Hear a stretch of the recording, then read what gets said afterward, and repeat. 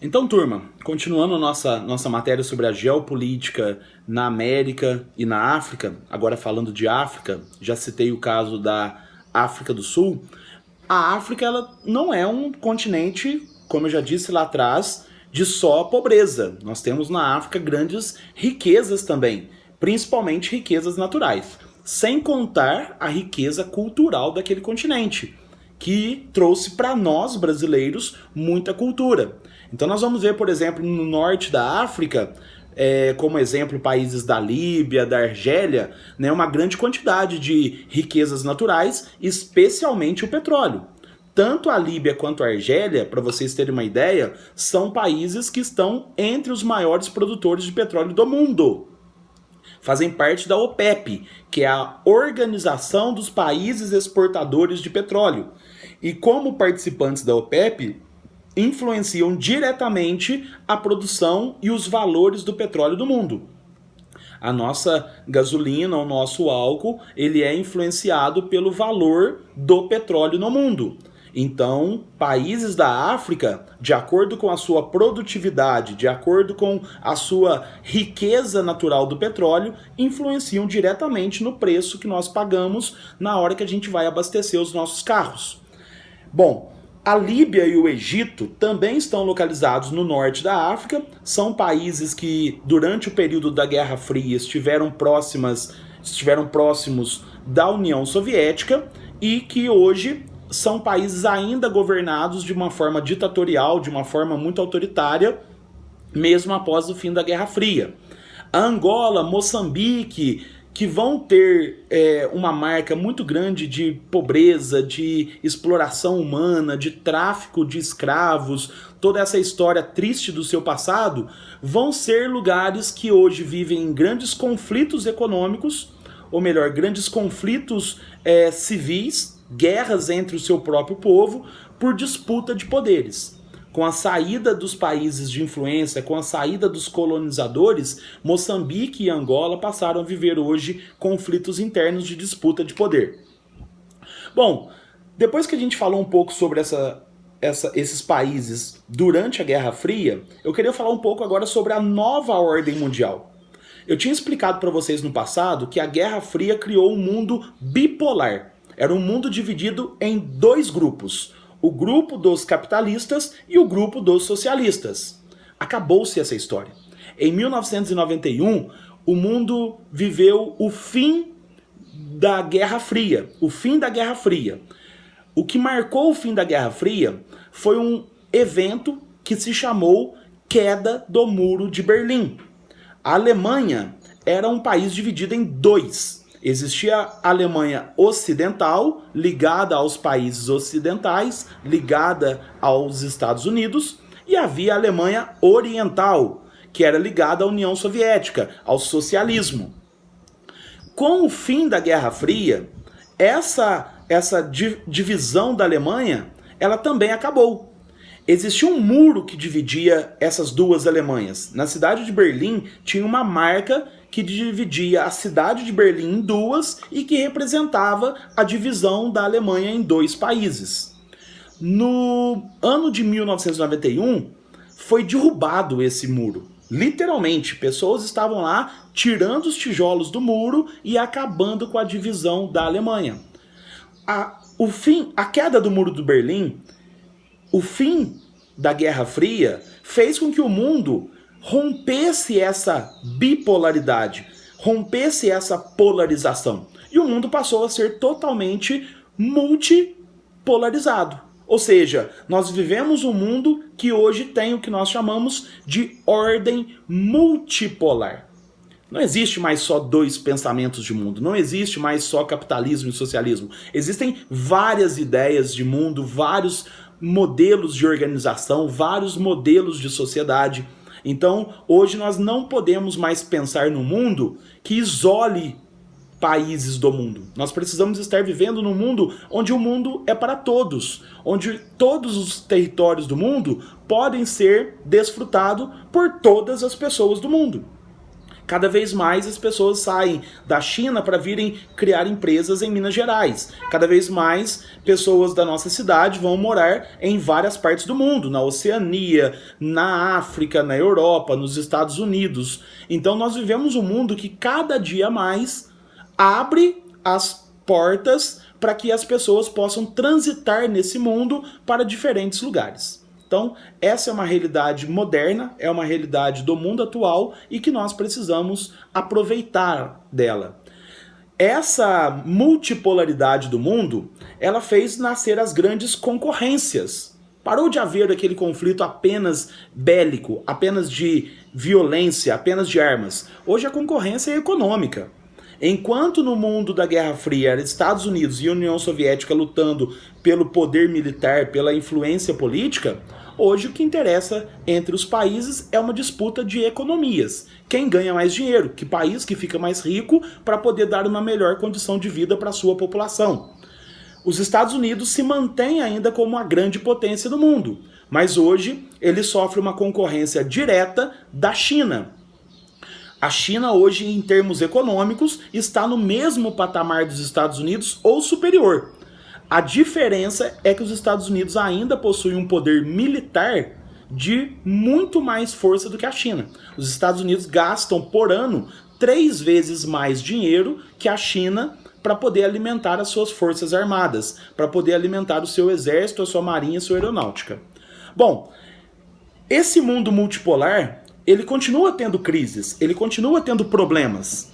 Por exemplo, nós tivemos em 2001 o atentado ao WTC, World Trade Center, na cidade de Nova York, e também ao Pentágono, que é o centro de comando militar dos Estados Unidos.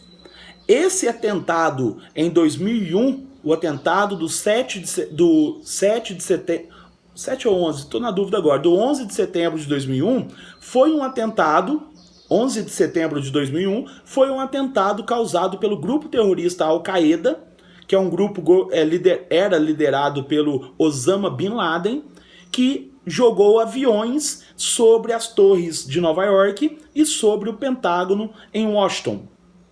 Esse atentado matou mais de 3.000 pessoas e esse atentado marcou um momento que deu-se início naquele momento, que é a guerra ao terrorismo. A partir do 11 de setembro, o terrorismo passou a ser um dos principais temas no mundo todo, porque o mundo estava muito confuso e os atentados terroristas causavam grandes danos no mundo. Quando os Estados Unidos foi atacado, o mundo todo passou a combater o terrorismo direta ou indiretamente. Na América Latina, nós também temos as nossas tretas, nós temos os nossos problemas.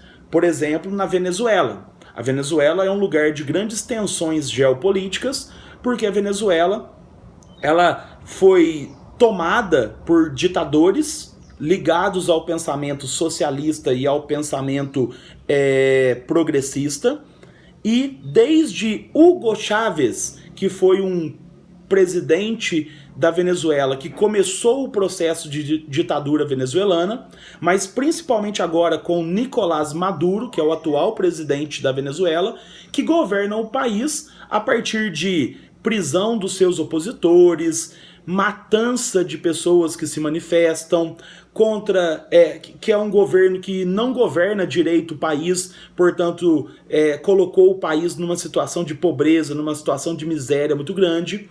E por conta desses problemas todos, a Venezuela hoje ela é atacada pelo restante do mundo, que tenta uma via democrática para o país. Tenta derrubar a ditadura do Nicolás Maduro e implantar um governo democrático no país. Bom, a África também ela vai ter suas tretas nessa nova ordem mundial, porque, como eu já citei no passado, o fim das ditaduras na África, o fim das colônias na África, abriu a África para um pensamento multipolar também. Por exemplo, nós tivemos na África o início da chamada Primavera Árabe. O que foi a Primavera Árabe? Foi um evento que começou em 2011 na Tunísia e que depois se espalhou por várias partes do continente africano, chegando até o Oriente Médio. Primavera Árabe seria o movimento que lutava por abertura política e gestão democrática nos estados. Primavera porque esses países viviam num inverno de ditaduras, então seria uma primavera, uma abertura, um renascimento desses países se eles conseguissem derrubar as ditaduras que estavam para colocar no lugar governos democráticos. Assim aconteceu na Tunísia, que derrubou o líder Ben Ali, que estava no poder desde 1987, e a partir de então a Tunísia se tornou um país democrático. O Egito também tirou do governo um ditador que estava há décadas, chamado Hosni Mubarak, e a Líbia também tirou um ditador que estava no governo há muitos anos, chamado Muammar Gaddafi. Esses países, derrubando esses ditadores, deram para a África e depois para o Oriente Médio uma primavera dos povos, uma primavera árabe, porque eram países de população árabe ou africana e que depois se tornaram países que saíram da ditadura para entrar em governos democráticos.